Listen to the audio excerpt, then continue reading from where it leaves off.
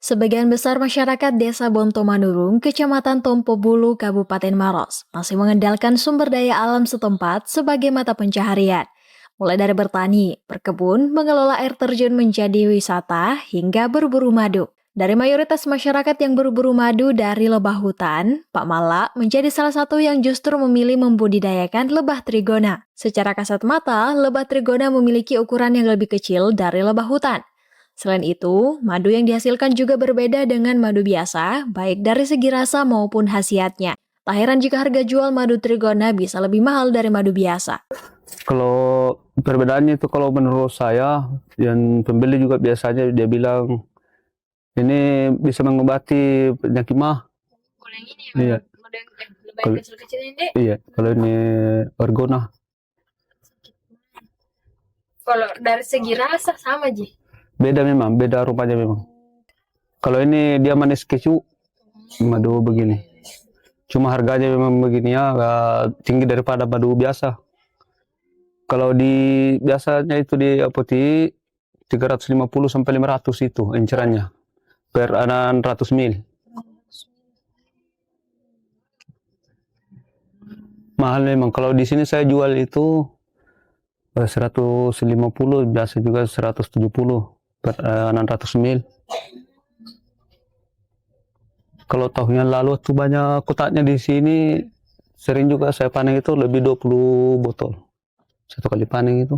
Mala menceritakan ide beternak lebah trigona ini muncul setelah ia mempelajari habitat aslinya di hutan yang tinggal di pohon dengan kondisi kayu yang kosong. Ia mencoba membuat replika habitat asli lebah trigona dan menyimpannya di kolong rumah agar lebih mudah dipanen.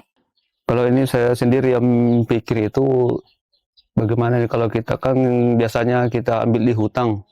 Saya sendiri yang pikir itu bagaimana caranya bisa kita dikakang ambil ke dekat rumah tuh biar agak mudah dipanen kalau dekat rumah. Begitu juga harusnya. Kayak cara-cara buat bakul-bakul apa segala macam itu dipelajari dari Saya sendiri belajar itu karena kita lihat tempatnya di kayu kan dia tinggal di kayu kosong ceritanya di dalam itu bentuk kotak dia. Jadi pasti kita bikin begitu juga. berarti tidak ada ilmu pengetahuan yang kita dapatkan dari buku, internet atau segala macam, pure dari pemikiran tak sendiri. Ya tidak ada, saya sendiri yang pikir. Ini ceritanya pengalaman sendiri. Ia menuturkan ada teknik khusus yang harus dilakukan agar koloni lebah dapat menetap dan berkembang biak di dalam kotak sarang yang telah dibuat. Kemudian juga di sini harusnya ada rumah khusus yang dibikinkan untuk itu. Kan begini ya, mungkin seperti aroma parfum dia tidak suka, seperti aroma sabun itu tidak suka juga.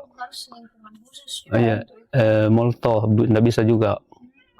Kempurna di situ berjejer juga, tapi dia bikin di tempat jemurang.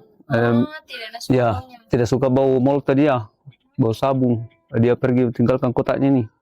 Makanya banyak kotak yang kosong ini. Saya rencana ini lagi bau anuka lagi nih. Buatkan tempat khusus, iya. Pak. Seandainya dibilang ada ini, ada modal bisa dibikinkan rumah khusus memang. Iya. Kalau bisa dari rumah. Iya. Dari rumah. Berarti dia cara kerjanya itu kalau misal siang keluar dia cari makan sendiri begitu, dia bukan dikasih makan. Ya keluar sih makan, cari makan sendiri itu. Ini sarangnya saja jadi pergi di hutan ambil bunga, kalau maunya bagus kita juga tanam bunga untuk itu, jadi dia enggak ya dekat ini biar tidak jauh itu ambil makanan, ambil bikin madu. Berarti memang tidak dikasih makan sama sekali, Pak? Ya, tidak dikasih makan itu tidak, dia sendiri ngambil bunga. Seperti bunga ini yang saya tanam ini bunga itu apa namanya matahari, matahari yang pahit itu kan itu bunga obat memang itu obat kampung itu ramuan. Kalau panas dingin orang itu dibikin. Jadi termasuk juga apa namanya nih kumis kucing. Kumis kucing itu kan bunga dibikin obat juga itu. Itu saya semua tanam itu. Jadi dia ambil di situ lebih mempak lagi madu. Kalau baru mau dipindahkan ini kita ambil itu bekas-bekas sarangnya yang di kayu itu. Ya. Kita masukkan di dalam rumahnya. Kan ada itu dibilang anunya itu tempat madunya. Nah, itu kita pindahkan ke kota baru biar bau anu juga di situ. Sudah ada rumahnya memang di situ tempatnya. Kalau langsung kita kasih masuk di kota baru, tidak ada rumah dulunya di dalam, dia tidak akan tinggal itu, biar ada ratunya dikasih masuk. Tapi boleh sering-sering dibuka, atau harusnya tidak? Iya. Sekali masuk dibiarkan panen lagi baru dibuka. Kalau dibuka ini di atas ini untuk mau dipanen baru dibuka. Karena kita juga jaga misalnya ada ular apa tuh bisa masuk, mengganggu juga. Termasuk cicak juga tidak bisa masuk kalau jadi harus Orang ini. masuk lihat itu di lubang yang di Iya. samping ya Pak. Harus kita tutup rapat yang lain karena jangan sampai ada yang masuk mengganggu tuh. Masa panen madu ialah 3 bulan sekali. Jika tidak dipanen selama 5 bulan, maka satu koloni itu bisa dibudidayakan menjadi 3 koloni berbeda. Biak ya? Bisa juga ini kalau misalkan tidak dipanen ini 5 bulan, bisa dijadikan 3 kota ini. Ada ratunya. Kita ya itu ratunya dari telurnya juga bisa dipilih di situ.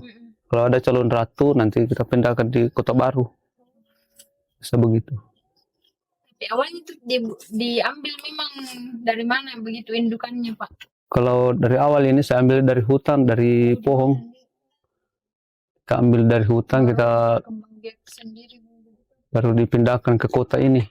Meskipun dapat dibudidayakan dengan cara yang mudah, namun ia menuturkan bahwa jumlah madu yang dihasilkan masih sangat bergantung pada musim. Di musim-musim kemarau di mana jumlah bunga yang tumbuh cukup sedikit, maka jumlah dan kualitas madu yang dihasilkan juga akan berkurang. Iva Syarahman, Andi Muhammad Syafrizal, Unhas TV.